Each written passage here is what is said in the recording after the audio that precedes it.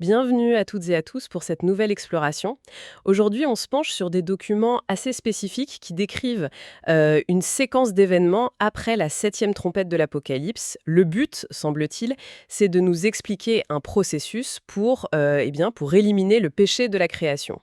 Oui, et ces textes nous donnent une vision théologique bien particulière, hein, avec des résurrections, des jugements, un règne de 1000 ans, tout ça pour arriver à un état final éternel. Notre objectif ici, c'est vraiment de décortiquer cette vision, de voir comment elle s'articule, sans porter de jugement, juste comprendre. Exactement. Et c'est important de le préciser d'emblée. On se base uniquement sur ce qui est écrit dans les documents fournis. On n'ajoute rien, on n'évalue pas si c'est vrai ou faux. On analyse le contenu tel quel. Parfait, c'est clair. Alors, commençons par le commencement, si j'ose dire. Pour comprendre l'impact de cette septième trompette, qu'est-ce qui se passe juste avant d'après nos sources? Il doit bien y avoir un contexte. Oui, alors les textes situent ça après deux moments importants. D'abord, il y a eu le scellement des fameux 144 000. Ça, c'est lié au sixième sceau. Et puis, juste avant, il y a eu une période de 42 mois où une entité appelée la bête a régné. Ça, c'était lié à la sixième trompette. Donc, la septième arrive juste après tout ça. D'accord. Et qu'est-ce qui déclenche le son de cette trompette précisément? Le moment clé, d'après cette lecture, c'est quand un certain nombre de martyrs, un nombre prédéfini, est atteint. Voilà. Et à ce moment-là, paf, Jésus apparaît dans les airs. C'est ce signal qui déclenche la trompette. Hein, l'apparition de Jésus dans les airs, ça marque un tournant majeur donc. Et l'événement principal que cette trompette annonce, c'est quoi? C'est ce que la source appelle la première résurrection. Mais attention, c'est pas pour tout le monde à ce moment-là, c'est sélectif. D'accord. Alors qui sont les heureux élus de cette première résurrection? Les textes les désignent comme les témoins martyrs. Le terme coréen, c'est Sungyo Chung-indel, Sungyo Jung-indel. Il est bien précisé que ce sont ceux qui ont gardé les commandements jusqu'à la mort. Leur mort est vue comme une victoire, en fait. Une victoire sur la mort elle-même. Une victoire. Et comment ça se manifeste? Concrètement, il leur arrive quoi? Eh bien, ils ressuscitent. Leurs corps sont transformés et, hop, ils sont enlevés. Le mot coréen Kololo Yojinda, ça suggère vraiment être tirés vers le haut. Ils rejoignent Jésus dans les airs. Impressionnant. Mais au-delà du spectacle, quelle signification profonde la source donne à cet événement? C'est souvent là le nœud de l'interprétation, non? Tout à fait. Et la signification est multiple et vraiment fondamentale pour cette théologie. Premièrement, cette résurrection, c'est la preuve ultime que les commandements divins sont vrais et valides. Deuxièmement, c'est la démonstration de l'amour et de la justice de Dieu. Troisièmement, et ça c'est intéressant pour les anges, ça lèverait tous les doutes qu'ils auraient pu avoir sur Dieu. Et enfin, ça marquerait l'achèvement, la perfection du libre arbitre des anges eux-mêmes. Donc oui, un événement aux répercussions cosmiques. D'accord, donc ce n'est pas juste une récompense pour les martyrs, c'est une validation qui touche même le ciel. Après ça, cette première résurrection, où est-ce que la chronologie des sources nous emmène? Alors, l'étape suivante, c'est le début de ce qui est appelé le grand jour d'expiation, en coréen, Taesokjue, Dasokjue. Là, on entre dans un processus de purification, mais à une échelle encore plus grande. Expiation, dasok, joué. Qu'est-ce que ça recouvre exactement ici? C'est l'expiation de quoi? Ici, ce n'est pas symbolique. D'après les textes, Jésus va purifier non pas une maquette, mais le sanctuaire réel, Shilche Sangjen, le vrai sanctuaire céleste. Et il le fait avec son propre sang.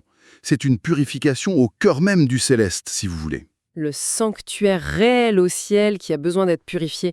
C'est une idée forte, ça. Et pendant que ça se passe là-haut, qu'est-ce qui arrive sur Terre? Il y a des actions parallèles? Oui, tout à fait. Pendant que Jésus fait cette expiation dans le sanctuaire, sur terre, c'est le moment où sont déversés les 7 fléaux, 7 géants, Chil géants. Les textes disent clairement que ces fléaux contiennent la colère de Dieu contre le péché et la rébellion. Est-ce qu'il y a un lien direct, une interaction entre ce qui se passe au ciel et sur Terre à ce moment-là? Oui, il y a une condition importante qui est mentionnée.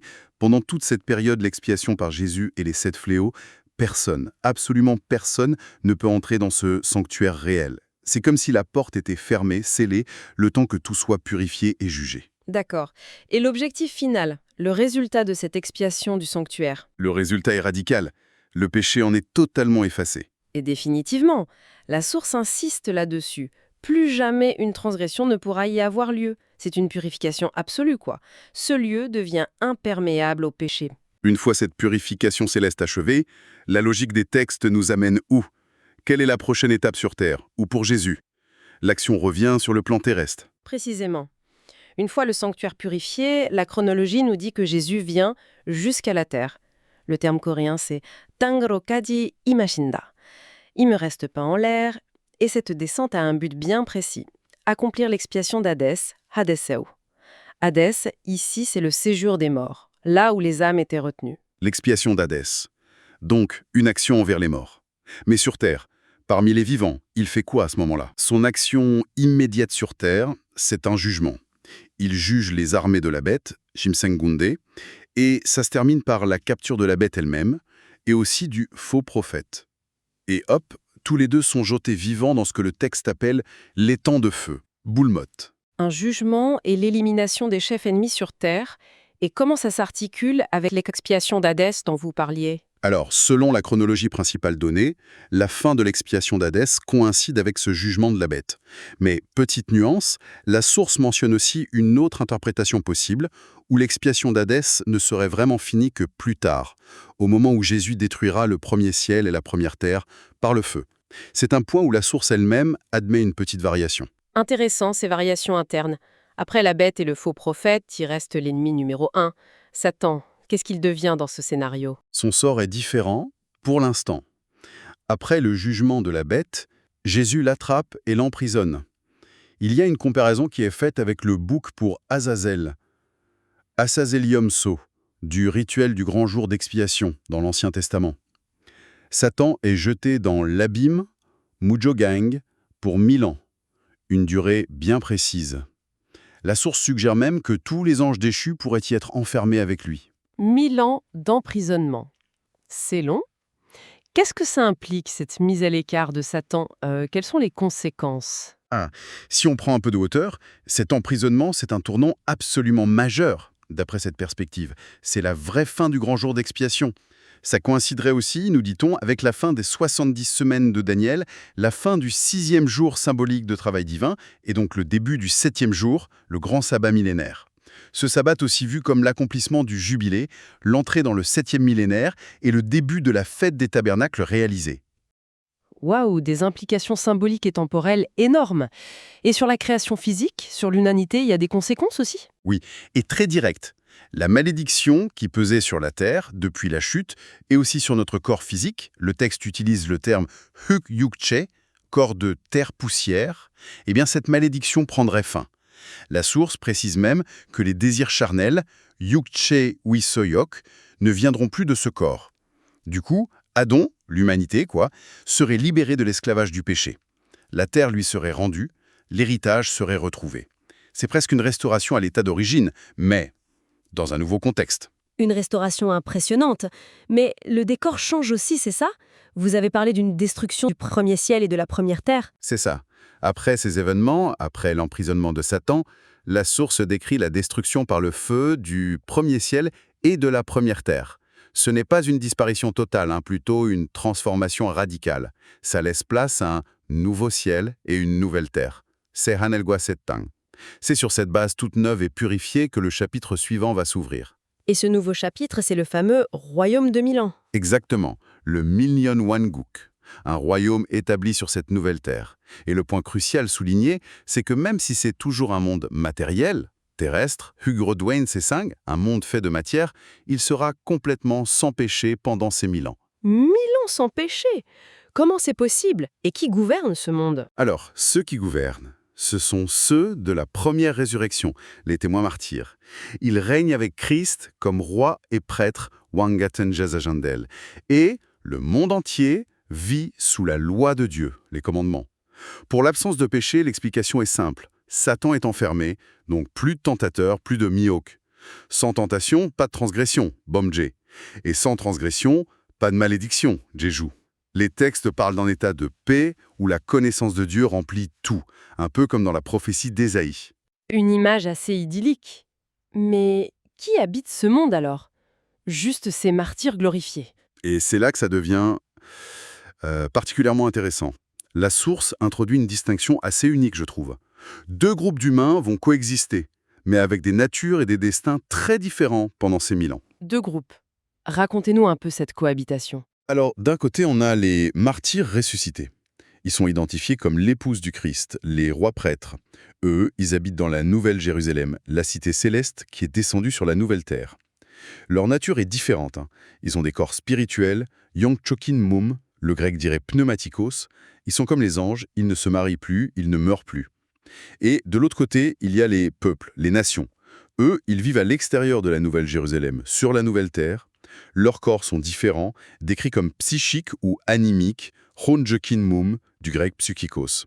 Et contrairement aux autres, eux, ils se marient, ils ont des enfants, ils remplissent ce que la source appelle le paradis terrestre restauré, Nagwan. Une distinction très nette donc. Une humanité glorifiée et immortelle dans la cité et une humanité, disons, naturelle, vivant dans un monde parfait mais à l'extérieur. C'est une construction assez complexe. Est-ce qu'il y a une raison donnée pour cette différence, surtout pour ceux de l'extérieur? Oui, et c'est une nuance capitale pour la suite. La source insiste sur le fait que ces peuples hors de la cité, même s'ils ont vécu 1000 ans sans péché parce qu'il n'y avait pas de tentation, eh bien, leur libre arbitre n'a jamais été éprouvé face à la séduction de Satan. Leur obéissance n'a pas été testée, comme dit le texte, comme Jungdeji Anatta.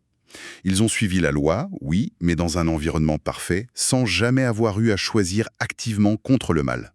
Ah, le libre arbitre non testé. Je sens que ça prépare quelque chose pour la suite, ça. Qu'est-ce qui se passe à la fin de ces 1000 ans de paix, alors? Eh bien, comment on pouvait s'y attendre avec cette histoire de libre arbitre non testé? La fin des 1000 ans amène un nouveau rebondissement. Satan est libéré de sa prison, l'abîme. Juste pour une courte période, précise le texte. Et j'imagine que la conséquence est immédiate. Immédiate et assez dramatique. La source dit que la majorité des boubounes, de ces peuples qui vivaient hors de la cité, ceux dont le libre arbitre n'avait pas été éprouvé, succombent à la séduction de Satan. Ils se rassemblent alors, une foule immense, identifiée comme Gog et Magog, pour attaquer la Nouvelle Jérusalem et les saints glorifiés qui s'y trouvent. C'est la toute dernière rébellion. La majorité succombe, mais pas tous, quand même. Non, effectivement, la source précise que certains restent fidèles à Jésus, Ju, Yesunimui Pione Son Jadel, ceux qui se tiennent du côté du Seigneur Jésus. Ils résistent à cette dernière tentation. Mais la rébellion est énorme. Cela dit, elle ne dure pas longtemps. Intervention divine. Le feu descend du ciel et consume les rebelles. Et après cette défaite finale, Satan est jeté pour de bon dans les temps de feu et de soufre, rejoignant la bête et le faux prophète. Là, c'est vraiment fini pour lui. La fin de toute opposition organisée, est-ce que ça nous mène au jugement final dont on entend souvent parler? Exactement. Après ça, c'est l'heure du jugement universel. Jésus s'installe sur le grand trône blanc, bec beau de joie. Tous les morts de toutes les époques ressuscitent. La mer, la mort comme entité, et Hadès, le séjour des morts, rendent tout ce qu'ils détenaient. Et là, chaque personne est jugée individuellement selon ses œuvres. Henguidero. Un jugement universel basé sur les actes. Il y a combien d'issues possibles? 2 issues principales qui correspondent à 2 types de résurrection finale. D'un côté, les justes, Uindel, ceux dont les actes sont jugés bons. Ils participent à la résurrection de vie, Sengmyongwiboral. Et de l'autre, les méchants, Agindel, ils connaissent la résurrection de jugement ou de condamnation, Shimpane Upoal. Et qu'est-ce qui décide du sort final après ce jugement? Le critère ultime? Oui, le critère décisif, c'est l'inscription ou non du nom dans le livre de vie, Sengmyomchek. Ceux dont le nom n'y est pas trouvé, eh bien, ils sont jetés dans les temps de feu. L'étang de feu reçoit donc les méchants et Satan. Et qu'est-ce qu'il advient de la mort et d'Hadès en tant qu'entité? Même sort. La mort, Samang, et Hadès, Umbu, un autre terme pour le séjour des morts, sont aussi jetés dans les temps de feu. Et la source identifie ça comme étant la seconde mort, Dulce Samang. La seconde mort. L'expression est forte. Ça veut dire quoi au fond? De jeter la mort elle-même dans le feu. Quelle est la conclusion que la source en tire? La conclusion est logique dans le cadre de cette théologie, puisque la mort est vue comme le salaire du péché, sa conséquence directe, et qu'Hadès est le lieu où les pécheurs étaient retenus, eh bien, leur destruction finale signifie l'éradication complète, totale, définitive, de tout ce qui est lié au péché et à ses conséquences dans toute la création. La phrase exacte est assez parlante. Pijogeezo, Trewa, Kwangedengotteren, Wanjoni, Somiol-Dwenda. Dans le monde créé, les choses liées au péché sont complètement annihilées. C'est vraiment l'élimination finale du mal sous toutes ses formes. Alors, quel est l'état des créatures, anges, humains, qui restent après ce jugement et cette purification ultime? Leur état est décrit comme celui où le libre arbitre est achevé, parfait. Jaiuiji Gawan Songduen Pijomuldol. Dans cette optique, ces êtres ne pécheront plus jamais. Ayant passé l'épreuve, leur volonté est alignée pour toujours avec celle de Dieu. Et donc, ils ne mourront plus jamais non plus. Toute souffrance prend fin. Pour toujours. La fin de la souffrance, de la mort, du péché, c'est l'aboutissement de tout ce long processus décrit dans les sources. Qu'est-ce qui commence alors? Dernière touche théologique pour boucler la boucle. Elle parle du Dieu numéro 2, Jeiui Hananim. C'est leur façon de parler du Fils, Jésus, qui, en devenant créature par l'incarnation, hérite de toute la création rachetée. Il l'a amenée à la perfection, Wansanga Shotta, et il la présente au Père, Abojike Bashishinba. Il offre la création parfaite au Père. Et le but ultime de tout ça, d'après la référence biblique citée, 1 Corinthiens 15, 28, je crois. Le but final, oui, c'est que Dieu le Père devienne tout en tout. Manui Juroso, Manu Ane Gesilio Hashimila. C'est l'état où la présence et la souveraineté de Dieu remplissent absolument tout, sans plus aucune séparation, aucune résistance, aucune médiation. L'unité totale. Une vision d'unité finale, impressionnante. Est-ce qu'il y a une dernière précision apportée par les sources? Une nuance? Oui. Une précision importante pour ne pas avoir une vision trop linéaire, même si toute cette histoire se déroule dans le temps et l'espace pour nous. Pour la création, la source souligne que la divinité Père, Fils, Esprit, désignée comme Dieu numéro 1, 2 et 3, qui est Elui, qui est Iwi, qui est Samwi Hananim, existe et soutient tout ça, simultanément. Tongjié. Elle est au-delà du temps et de l'espace, elle englobe tout, passé, présent, futur, de toute éternité. Leur perspective n'est pas limitée par notre chronologie. C'est une perspective assez vertigineuse pour conclure cette exploration. Si on devait résumer les grandes étapes de cette fresque qu'on a parcourue, tout démarre avec la 7e trompette, première résurrection des martyrs, ensuite purification du sanctuaire céleste, pendant que les fléaux tombent sur terre, puis retour de Jésus sur terre, jugement de la bête, expiation d'Hadès et Satan enfermé pour 1000 ans. S'ouvre alors le royaume millénaire avec cette cohabitation étonnante de deux types de peuples, libération de Satan, dernière rébellion vite écrasée, jugement final devant le grand trône blanc, et enfin la mort, Hadès, le péché, tout est éliminé, c'est le début du repos éternel où Dieu est tout en tous. C'est une excellente synthèse de la séquence présentée.